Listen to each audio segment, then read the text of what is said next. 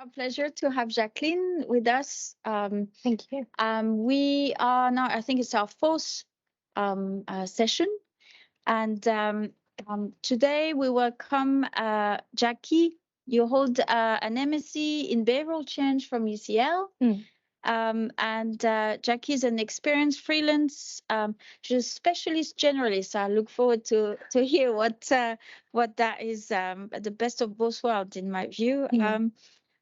Also known as a social and behavioral change strategist. She's got expertise around different themes. She's worked on projects like parenting programs to prevent violence against children in low resource settings, and also projects around digital inclusion in healthcare services. I love to see behavioral science, the span of what we can do in there.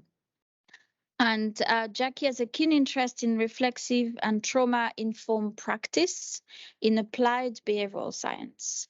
And current projects include working with an AI-assisted interpersonal skills training platform. I was thinking, is it ChatGPT? I'm sure you get that joke. Oh no, yeah, I do. It's different, but it's still AI. So I will definitely elaborate on that, because it's like one of those things that's so new. It's really hard to like summarize in just like a few words. But and you now live in Tokyo.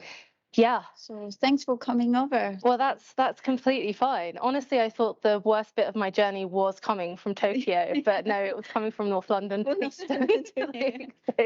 had snow for you that time. Yeah, the moment I set foot on the ground. So that was not... And I'm happy, and we will be happy to see that you do not have slides, so it's very conversational. And I'll hand over to you. And yeah, over to you. Thank you for coming. Thank you. Thank you so much for introducing me. So yeah, I'm Jackie Kilby, and I'm here to talk to you about generalizability, localization, and the challenge of scaling interventions, which is like all of those things are like quite big topics, but combined are like a huge deal in applied behavioral science. Like it's a big issue. Like how do you get things to work? How do you get things to work in lots of different places? Headline, I don't have the answer for you, but I can tell you what some of the problems are, like, so you can think about them when you're in applied projects. I am a social and behavior change strategist, and I work for freelance clients. So I've worked across like a span of different projects as I was introduced. So I'm happy to answer questions about what that's like as well. But yeah, like it's quite fun to be the specialist generalist, because behavioral science is so vast as an area, but it's an expertise and a specialism in its own right. So you can take the skill set that you learn as behavioral scientists and apply it to basically everything. So that's fun. That's a fun thing. So as just a general rule, like, can I get a show of hands to see how many people have a social science background, just generally, like behavioral science, psychology? Okay. And like, what are your backgrounds? Like, just roughly, what do you do? Business? Finance, masters of business. Oh, cool. Okay. So if I say like, so as a general rule of thumb, generalizability is this idea that your idea, like, or your theory as a psychologist needs to be generalizable in order to be valid. Have you heard of the concept before? Yeah, no, it's like it's a little bit niche. So it's always good to like ask and not assume. And that's something that you'll find in like behavioral science literature as well, is that there's like not an agreed vocabulary on things. So people sometimes mean different things when they say the same words. So it's good to like ask about it. So like I said, is like, in psychology and behavioral science literature, generalizability generally means that what you've said is generalizable, and it means it will span over lots of different populations. So if like you have a hand washing intervention, say, and you put like a poster above the sink being like, oh, if you wash your hands, then you're not going to give germs to everybody. I feel like we've all seen those posters, right? They have mixed efficacy. Like those aren't like the reason we see them everywhere is because they're quite cheap to produce, but they don't work for everybody, and so they're not super generalizable as like an intervention. Is that clear? Great. Yeah, so basically what my proposition in this talk is that generalizability can be the enemy of scaling interventions. So if I just walk you through what like setting up a behavioral science intervention looks like in like a piloting stage, and then we can kind of jump into what scaling looks like. So in the pilot stage of a behavioral science intervention, the client comes to you, they give you the problem. And the problem could be literally anything. So how do you get people to drink more water so they're not dehydrated all day? How do you get parents to engage more healthily with their children so that their cognitive skills and executive function improve? How do you get people to adhere to diabetes protocols when you're trying to improve healthcare like interventions? How do you get people to take the COVID vaccination? That was like a big one the last couple of years. So it's like there's a really wide thing. And as a behavioral scientist or like an applied behavior change strategist, it's your job to kind of frame the problem in the context. So to try to understand it. So you'll do some user experience research. You'll go and find out about the people that you're trying to change the behavior of. You'll try to understand the behavior a bit better. You'll try to understand the general context. And then you'll come up with an idea to help change to solve the problem and change the behavior that you're targeting. So you do all of that work, you develop your intervention. So if we have like a hypothetical, oh, maybe this will be more fun if we kind of like come up with a hypothetical together. So as a problem, like just throw one out. What do you like think if we were like a crack behavioral science team, what would we be fixing right now?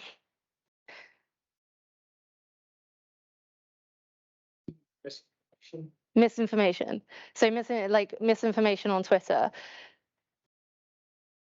Okay, that's huge. Like, so that's like a really perfect example of like, and that's going to affect pretty much anybody that uses Twitter, right?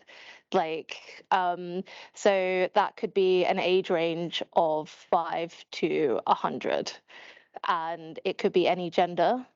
They could be anywhere in the world. It could be anywhere in the any language. Could be have any general preferences. So what you start to do is you start to kind of drill down like what the problem is and who your target population is, because when you have a client who comes to you and says, I want to fix misinformation, what misinformation do you want to be fixing? Like, is it misinformation about the COVID vaccine? Is it misinformation about a particular political party in your country? Is it misinformation about what goes into food, like how food is processed, or so it could be anything. So you start to kind of understand the problem a bit better. But for the purposes here, we're going to say it's misinformation about the COVID vaccine because that's a well-researched area. And then you think about the resources you have. So are you going to try and target everybody who could possibly be exposed to misinformation about the COVID vaccine, or are you going to try like to just pick a particular set of people? So is it going to be men between 25 to 45? Is it going to be women between 15 and 30? Like, and so as you can see, there's like quite a big process into try and like filter down like who your intervention is targeting, and where they are and what they look like and who they are. You've done all of that work. You've found out your population, you've found out the problem, you're going to develop an intervention to target it, then you'll roll out the intervention to test it. So say our population is men between 25 and 45, and you're trying to solve misinformation around the COVID vaccine. And you say, okay, men between 25 and 45 are on Twitter So we're going to try to kind of set up a communications campaign that specifically targets the things that they're worried about. And then your hypothetical intervention is wildly successful. It has like a huge effect size. It works really, really well. And you take it back to the client and you go, we did it amazingly. Like, this looks fantastic. And the client's like, great, fantastic. Let's roll it out. Let's try it with lots of other populations. And that's where generalizability comes in, basically. So it's like, what worked but for that particular intervention for men between 25 and 45 and COVID misinformation might not necessarily work for girls between 15 and 30 if you're looking at misinformation around, well, like anything else, really. So generalizability really is an issue with that kind of thing. And then you come into the solution for that, which is localization. So you are taking the underlying mechanisms of what you've developed in your initial intervention, and you're attempting to localize them to the specific populations that you're trying to target. So I think an example about this is going to be really useful. In Chicago, there was a parenting intervention called Parent Academy, and I wouldn't expect you to have heard of this. This is a super niche thing. But the Parent Academy was an early education intervention that basically worked with parents to help improve their parenting skills for children under 6. And the Parent Academy worked really well in improving the children in the pilots' cognitive test scores and executive function skills. So it was really, really successful. And policymakers thought, great, let's try that somewhere else. And they tried it in London and the southeast of England. And so they lifted the intervention from Chicago, implemented it here in London, and it was a disaster. It did not work well at all. And it's not what you would expect in terms of what didn't work. So basically, no parents signed up for the intervention. And so the actual material was still valid. The intervention itself still held in that situation, theoretically. But they couldn't get anybody to actually sign up and participate in the intervention because they hadn't thought about how to implement that kind of program in a different context. They hadn't thought about the implementing structures, like how maybe local government or the local community setups looks like. How do schools in that area interact with the parents? Like, what is the infrastructure around parents within that local context? Because that looks different everywhere. So in the UK, if you have young children in the first few years of life, for example, you're going to be taking them to lots of appointments at doctors, getting vaccinations. You're going to be they're more likely to go to nursery. They're going to have a lot of supporting social infrastructure around them. That means that you can access parents if you want to do that kind of intervention, which doesn't necessarily hold true for other countries or even or other contexts. So that didn't work very well. Unfortunately, we only know the headline that didn't work very well. They didn't do any further research into what could have been done to improve the implementation of that intervention in this country. So they didn't try to localize it, essentially. And then another example comes from Canada, which around diabetes healthcare. Which is so it was around kind of diabetes within First Nations communities. So I don't know how much people know about diabetes in First Nations communities. It's another very niche example, but it's very common in those communities in Canada, and it's a huge health problem, and it's a huge kind of like equity problem as well, because of the reasons why diabetes is quite high in those communities. So it's like pretty high on the policy agenda of like the Canadian government. So they tried to implement a lifestyle intervention that had worked elsewhere in Canada to improve kind of like diabetes management practice and bring the weight down of people who had diabetes who'd been diagnosed with that in Canada, First Nations people. Again, complete disaster. Didn't work.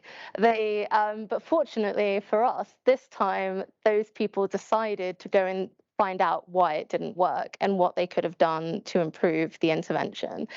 And they found that it just essentially hadn't been tailored to the target population. And the researchers who went to kind of investigate the failure of this intervention found that if they adapted the intervention to include traditional First Nations practices of hunting, like setting up hunting parties and going hunting together, then not only were people exercising on a community level and engaging on a community level, but their diets improved because they were eating a much more traditional diet that's high in protein, high in fat, low in processed foods, low in sugars, which is kind of what they were hoping to achieve in the first place. So the underlying kind of interventions mechanisms of the original intervention, which was that they set up a community centre in the community. They just built a community centre in the community, and they tried to run like an education program to teach people about what good diets were. So you can see the similarities between the two interventions, but they're one is localized and one is not localized. And so one was successful and one wasn't successful. I'm seeing some puzzled faces. So honestly, if anybody has any questions, it's sometimes much more helpful to just ask them as you go. Because yeah, does anyone have any questions? No? It makes sense to me, but I think I find it very interesting because it's often what says against behavioral science is that, oh, you're not science because you do something once it works, when it doesn't. But at the same time, the example you give is really about any behavioral change.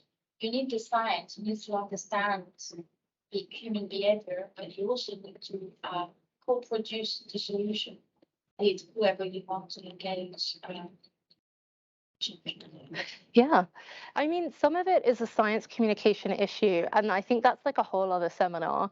But a lot of things, like a lot of what you do as behavioral scientists or any kind of like behavior change practitioner, is you're trying to win the buy-in of the people that you're working with who might not have the scientific training or the background in theory that you have. So you're kind of bringing in, like, you've memorized all of the heuristics, you've memorized all of the biases, you've memorized nudge theory, COMBI, you've done the EAST framework, mind space framework, you've done it all. You've got it in your head. You've picked your theories out. You've picked like the levers of behavior change that you want to pull to try and create that behavior change. But often the person that you're trying to pitch that to doesn't have those things, or they've heard those things before, but they haven't, those interventions failed. So you see this a lot in like very big public interventions where the politicians, the ministers are basically signing the checks to get those interventions off the ground. So they'll say, well, we tried this before and it failed miserably. And why do you want us to spend another £300 million on something that is fundamentally the same? And like a lot of the time, you're just trying to communicate a difference in approach or a difference in thinking or something that's very specific to the context that you're working with. So we've moved as a discipline very rapidly in like the last 5, 10, 15 years towards a much more evidence-based approach where people are not only going out to try and do all of that piloting research very early when they're developing and designing their interventions, but they're also doing impact evaluations and process evaluations to try and understand what specifically worked in the interventions they've piloted, what didn't work, and what the overall impact was. So like the theory is kind of developing really fast, and the evidence base is developing really fast. So we have just much more to kind of draw from. But again, as kind of like practitioners, we know that, but we have a responsibility to try and communicate what the difference is to somebody who may have like been around 15 years ago and doesn't know that. Yeah, so it's often a lot of shifting sands. So behavior, like there's a lot of behavioral science interventions that just fail, right? Like, and a lot of the time we don't know why, because there may be a resource constraints or so people don't have the time or the money to be able to do the research to find out specifically why interventions failed. Or, I mean, sometimes we joke that an intervention could work in one place and not work in another place because it's a different day of the week. It's a different temperature outside. Like somebody just had a really bad drive and the traffic was bad. And so they're not in the mood to engage in the way that the other group were engaging. Like there were tech problems, which, I mean, that one's a bit more obvious. But there are so many micro reasons for why people don't engage or why interventions fail, that it's really important to try to capture as much of that data as possible so you can write it down so that we can start to build a collective understanding of why things are failing in specific ways, which unfortunately isn't actually done very often. So I don't know how familiar people are with the literature and like behavioral science literature. Well, I think to be honest, I think it's a similar problem with basically all literature, which is that nobody wants to be the bad news guy. Like nobody wants to kind of report something that failed. Like nobody really wants to talk about like how something they've spent the last 5 years working on went horribly wrong. And so these things don't generally get published. Now that in some quarters that is changing slowly, and that's not always down to individual researchers. Yeah. Fail projects be worth learning something at least? Like what makes it a failure? Yeah. If something fails and you know, okay, this does not work, and that must have some kind of value. Right? Oh, it absolutely does. Yeah, like sometimes understanding why things went wrong in like very specific terms is so valuable. Like especially if you're trying, yeah, if you're comparing it to a paper where something worked really, really well, but it had like a small sample size. So the experiment was only with 12 people, and they were all graduate students in the University of Birmingham. And so they've tested something and it worked really well and they've published it. And then that paper becomes the basis for like a lot of similar interventions elsewhere.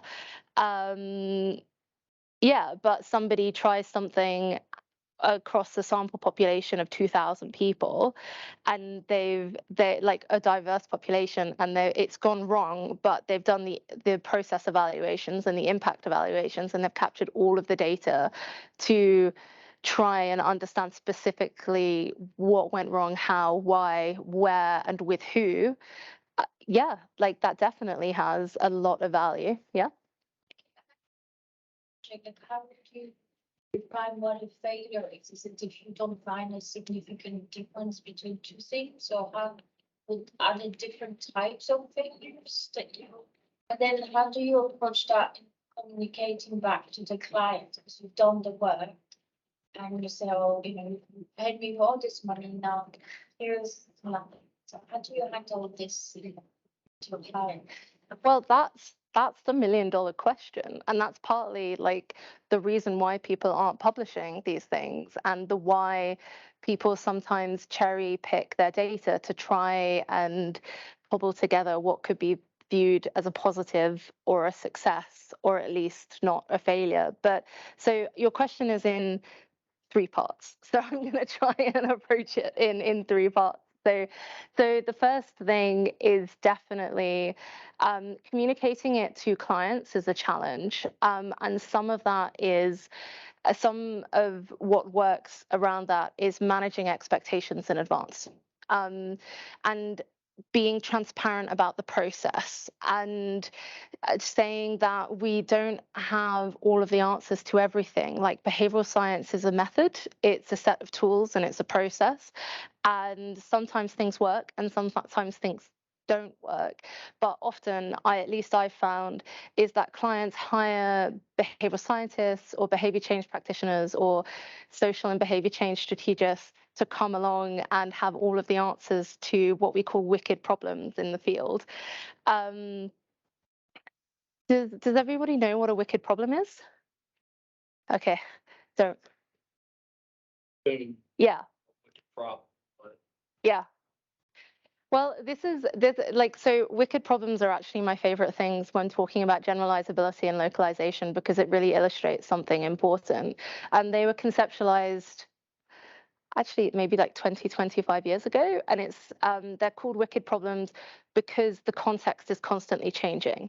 Like, the people are changing, the infrastructure is changing, something involved in the problem is changing all the time. So it's really hard to frame the problem and then like develop an intervention that's definitely going to work all the time. So these wicked problems are things like climate change and poverty, homelessness. Smoking used to be one. And so there are lots of them where they're these big societal problems that are very hard to solve. And oftentimes people are looking for quick wins, quick fixes, and quick answers. And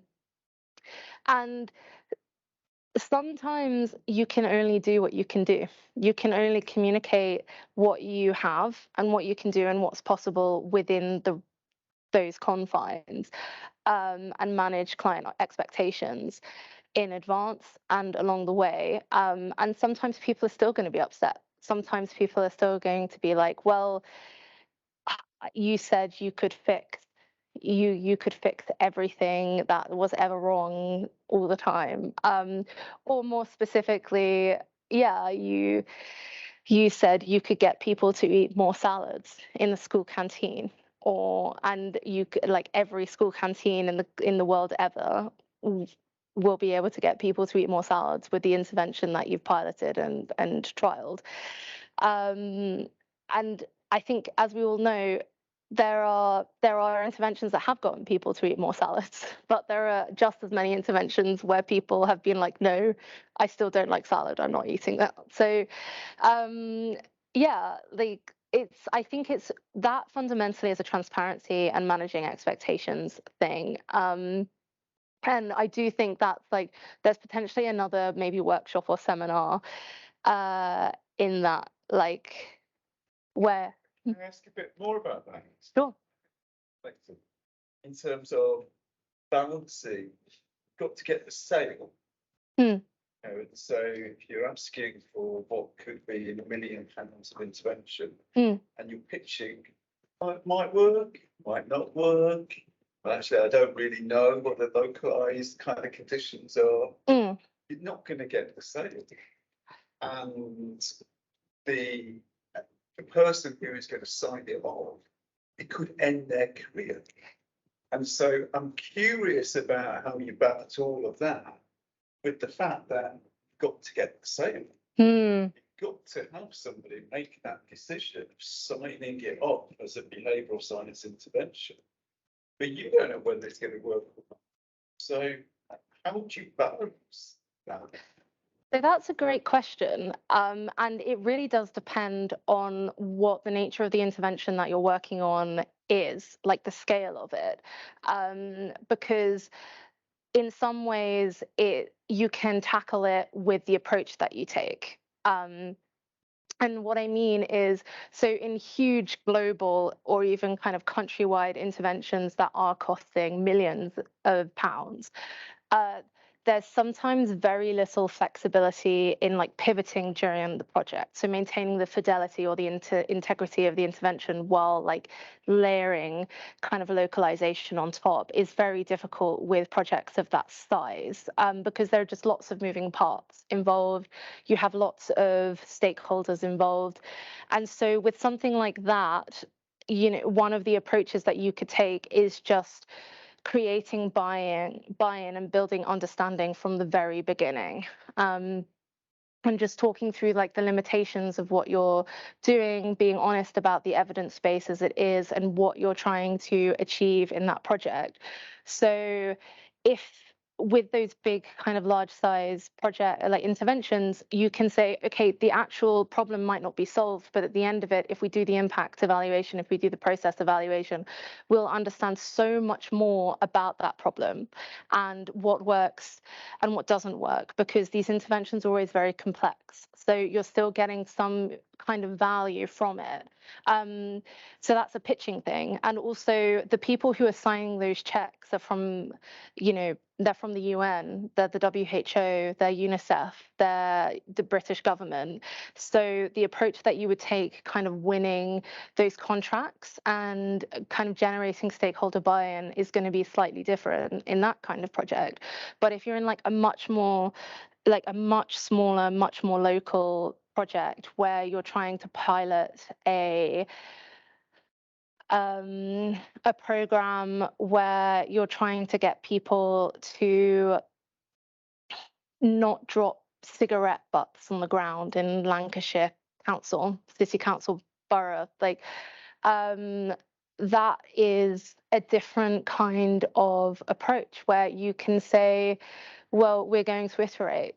So you've given us a problem, but we're gonna approach it slightly differently. We're gonna develop an intervention and we're gonna test it. And if it doesn't work, we're gonna do a rapid process evaluation, a rapid impact evaluation, to try and find what like the secret sources inside in the intervention, see what's working, what's not working, and then pivot and change.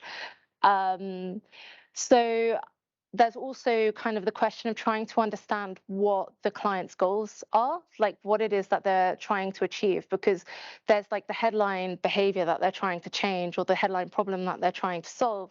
But underneath that, there are always secondary and tertiary kind of things like value adds that they can see the benefit of gaining from that project or that intervention. So some of it is kind of developing a skill set and a set of people skills where you can kind of like learn to understand what those priorities are and what those kind of what it is that the client wants to gain very quickly. Yeah. The other question is to say what do you want to find out? So instead of saying, you know, I'm framing as in this, I'm doing intervention to work, not work. You say what I'm providing is insight into the behavior. So the first is why are people behaving the way they are, to identify where is the best point of action afterwards. You still delivering value by doing the insights.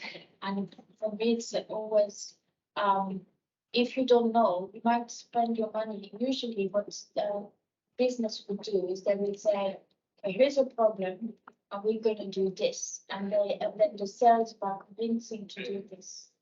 So you sell with the behavioral science, you don't know what. Yeah, sell the integration. Yeah. Yeah. And it's about the framing. So a large part of what we do is framing the issue and kind of like framing the context as well, like so kind of where this issue is situated. So if we just like cast our mind back to like being in primary school and they talk about the 5 W's, so the who, the what's, the where's, the how's, the when's, like those are really, really important like words to keep in mind when you're thinking about behavioral science in an applied setting. I mean, they're a really important kind of set of words to keep in mind when you're doing behavioral science in an academic setting, but that's a very different beast. So, and you have generally much more control over the context and the environment in academic experiments compared to interventions that you're developing in an applied setting with a private client, say. So I think you had someone from Ogilvy here before, and Sophia from More Than Now. Yeah.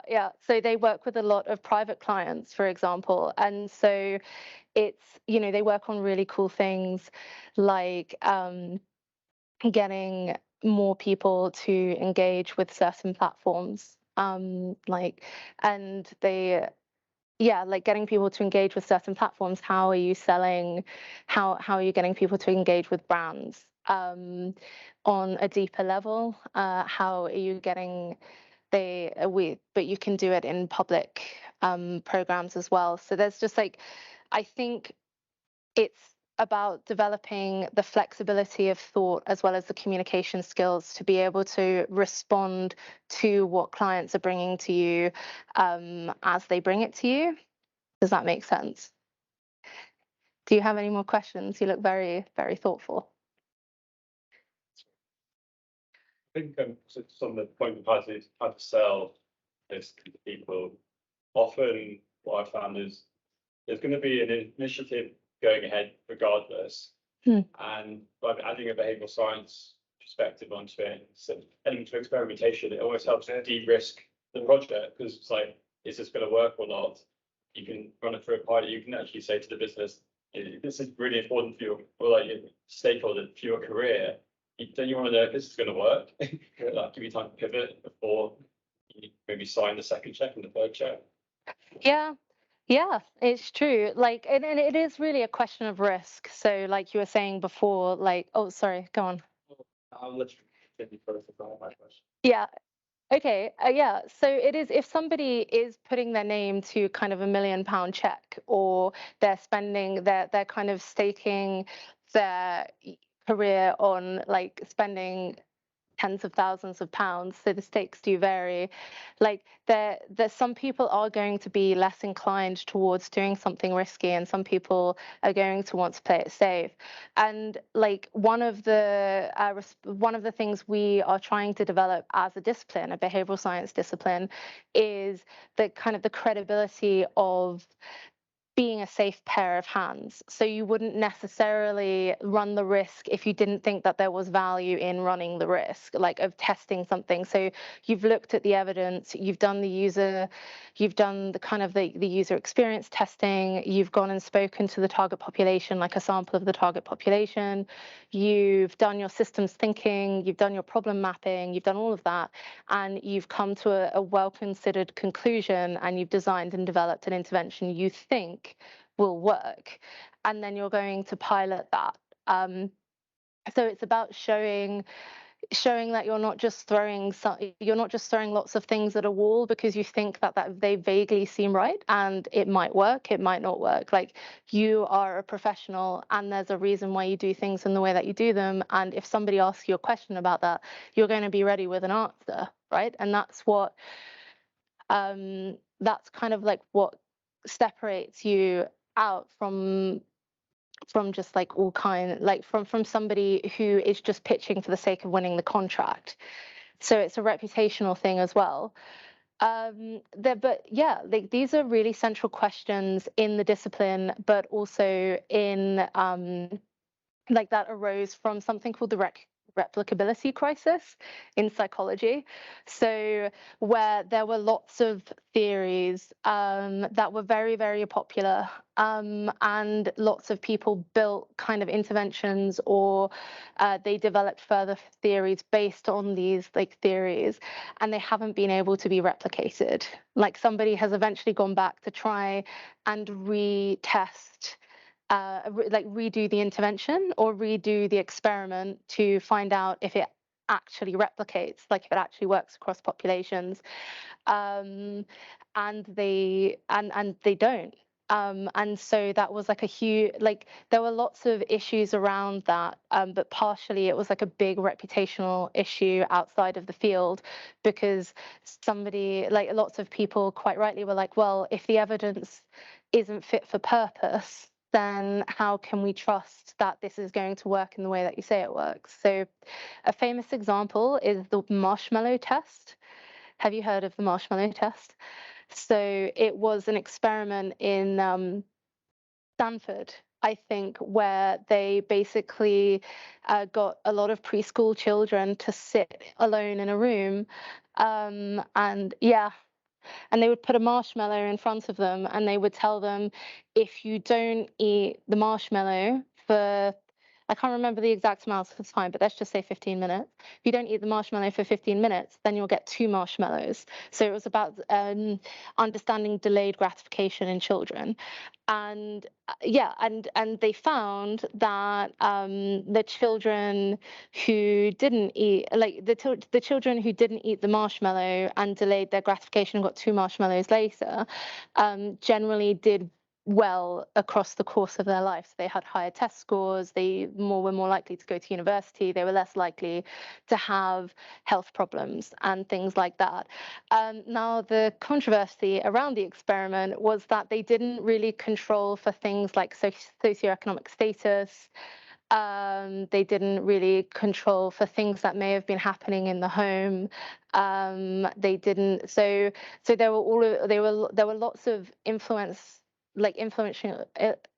factors that could have, that really informed those children's behavior and how they behaved in that intervention, that they hadn't thought to control for or test or understand more deeply. And yeah, it just didn't really replicate it, because they had a small sample size in a preschool that was at Stanford. So the children largely had similar parents, they had similar backgrounds. Yeah, so these are all really good questions. And like I said, I don't have all the answers, but I can kind of try to make the picture a little bit clearer, if I am. Yeah. Interesting how behavioural science can be risky business decision. The other kind of really interesting thing is around the management consultancy industry, when the kids who really say, well, actually, we've done it over here, do it here, our reputation here, and you can see the massive negative effect of the McKinsey kind of approach to national government, local government, corporate businesses, etc., and challenging kind of that approach. There's a big challenge around the management consultancy industry. It's really interesting. Yeah, this idea there's such thing as best practice, which is totally local, and as soon as you try and generalise it, but yeah. It's never grounded on anything. It's grounded on somebody making up a model and kind of studying. It's not grounded on any science whatsoever. I think that is changing. Like, that is definitely changing. And some of that is that the evidence base is becoming more sophisticated. So there's like a very dependent relationship between academia and between kind of like applied behavioral science and the real world, right? So some of these questions weren't even being asked in academia 15, 20 years ago. And so the evidence just looked very different. There was a fashion like decades ago for like establishing big grand theories of everything that would capture all elements of human behavior. I'm here to tell you that to date there has not been a grand theory of human behavior that has held under scrutiny. So, but like there's something very appealing about being the person who cracks it, like who's found like the method and the right combination of things, and they understand it. So I think, yeah, like there's a lot of incentivization out there to be that person who finds like the generalizable grand theory, or, you know, in academia, or be the person in business who finds like the generalizable model that means that they don't have to repeat like this very resource intensive work every time. Because the problem with scaling interventions is that once you've developed an intervention that has a great like effect size, it works really well, a lot of people feel like that is, you know, that they can rest now. We've done it. It worked. It was great. Like and now we can try to start scaling it across different populations. But actually the work just continues. It's just more of the same kind of science, and the more the evaluation, the more kind of testing, the more trying to kind of understand the internal mechanisms of what it is that you're doing. So yeah, like it's like there's like a tension between kind of lots of different factors, like the incentivization, so the money, like the profit motive, just generally being a bit tired, like, or, you know, not having enough resources to do what you're doing, or not having a deep enough understanding of what it is that you're doing because the evidence simply isn't there. So coming back to the de-risking question, sometimes you'll be brought a problem that isn't well researched, you know, that doesn't have a strong evidence base because people haven't really looked at it before. So you do have to generalize evidence from other areas, and you do have to make educated guesses and assumptions and predictions of what might work in that situation given what we know so far.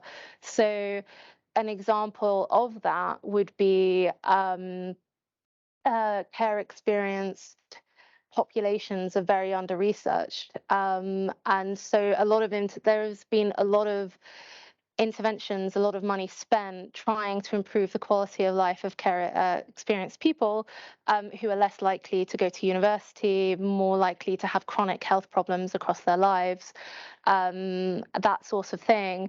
But all of those interventions have been rolled out with no evidence to root them in, because the research just hasn't been done, and people don't publish bad results. So they're not doing the process evaluations and the impact evaluations to help other people understand like what to avoid there. So sometimes you do have to generalize, which is why what I'm trying to say is that this is a question of approach and method, and how people, behavioral scientists as a discipline, conduct ourselves and approach things. So it's like we're doing the evaluations, we're doing the piloting, we're testing the theories as we go, and we're publishing bad results. And if you can't get those bad results published in a journal, then you publish them elsewhere. Like I'm seeing a lot of people publishing blogs or LinkedIn articles, or, you know, different places to publish kind of like their research, in the interest of transparency and actually building the evidence base and building the discipline as a whole. I'm so sorry, I know you've had your hand up a few times. Do you still have a question? That was a fantastic conversation, lots of insights, and I think the take also on the profession is interesting. Thanks again for coming today. That's okay. Thank you for the audience being here. Thank you. Yeah, I'll answer your question in a second. But yeah, thank you. It was a really nice conversation. It was really